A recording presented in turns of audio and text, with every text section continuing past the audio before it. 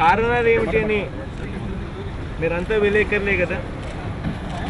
Investigative journalism చేసి కారణాలు ఏమిటి అని చెప్పి మీరు ఏమైనా అధ్యయనం చేసే ప్రయత్నాలు చేసి గట్టిగా ప్రభుత్వం నిలదీసే కార్యక్రమాలు ఏదైనా మీరు చేస్తే చాలా బాగుంటుంది. ఆంధ్ర యూనివర్సిటీలో జియో ఇంజనీరింగ్ అని చెప్పి మన ఆంధ్ర యూనివర్సిటీ ఇక్కడ విశాఖపట్నం చెందిన ఆంధ్ర యూనివర్సిటీ జియో ఇంజనీరింగ్ మీద ఒక అధ్యయనం చేశారు. ఆ రిపోర్ట్ చూస్తే నిజంగా ఎంత భయం వేస్తుందనంటే పై పోర్షన్లో ఉన్న దాదాపుగా 440 కిలోమీటర్లు మొత్తం మంది 962 కిలోమీటర్లు సముద్ర తీరం ఉంటే దాదాపుగా 440 కిలోమీటర్లు పై పోర్షన్లో ఉన్నది. ఇటువంటి పరిస్థితులకు లోనయ్యే అవకాశాలు ఉన్న ప్రాంతంగా గుర్తించారు.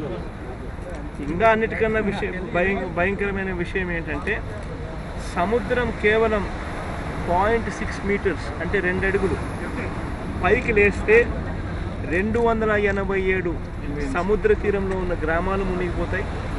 దాదాపుగా 13 లక్షల మంది మనుషులు నిరాశ్రయులయ్యే పరిస్థితి వస్తుంది. ఇవన్నీ జరుగుతూ ఉన్నా కూడా మన కళ్ళ ఎదుటినే ఇష్టం వచ్చినట్టుగా డ్రెడ్జింగులు చేస్తూ ఉన్నారు. ఇష్టం వచ్చినట్టుగా ఎన్వైరన్మెంట్కు ఏదైతే కరెక్ట్గా చేయాలనో అవన్నీ కరెక్ట్గా చేయని కారణంగా ఇవన్నీ జరుగుతూ ఉన్నాయి. దీనికి నిజంగా కూడా ప్రభుత్వం మీద నుంచి గట్టిగా స్పందించాల్సిన అవసరం ఉంది. ఏదో ఇటువంటిది ఏదన్నా జరిగినప్పుడు అప్పటికప్పుడు రావడం, అప్పటికప్పుడు ప్రభుత్వ పెద్దలు వచ్చి ఇక్కడ నిలబడడం, ఇలా ప్రభుత్వ పెద్దలు ఇక్కడికి వచ్చి ఇట్లా రాళ్ళు వేయడానికి వాళ్ళ తెలుగుదేశం కార్యకర్తలకు ఇంకొకరికో 3 కోట్లు 4 కోట్లు వర్కులు ఇవ్వడం నామినేషన్ పద్ధతిలో వాళ్ళు వచ్చి ఇట్లా రాళ్ళు వేసిపోవడం, ఇది కాదు పర్మనెంట్ సొల్యూషన్. దీనికి నిజంగానే పర్మనెంట్ సొల్యూషన్ ఏంటి అని అంటే నిజంగానే ఒక అధ్యయనం అనేది చేయించాలి.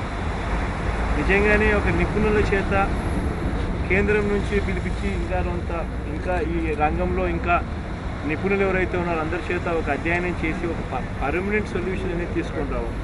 చంద్రబాబు నాయుడు గారు దుబాయ్కి పోతారు, జపాన్కి పోతారు, ఇంకా ఇతర దేశాలకు పోతారు, సింగపూర్కి కూడా పోతారు. అక్కడ ఆ దేశాలు తిరిగినప్పుడు ఆయన కనపడలేదేమో.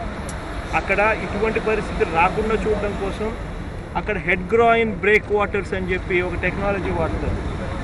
Head groin break water technology అని. మరి ఆ టెక్నాలజీ అక్కడ నుంచి ఇక్కడికి ఎందుకు తీసుకొని రావడం లేదు? అక్కడ అది పోయి చూసినప్పుడు అక్కడ కనపడలేదా?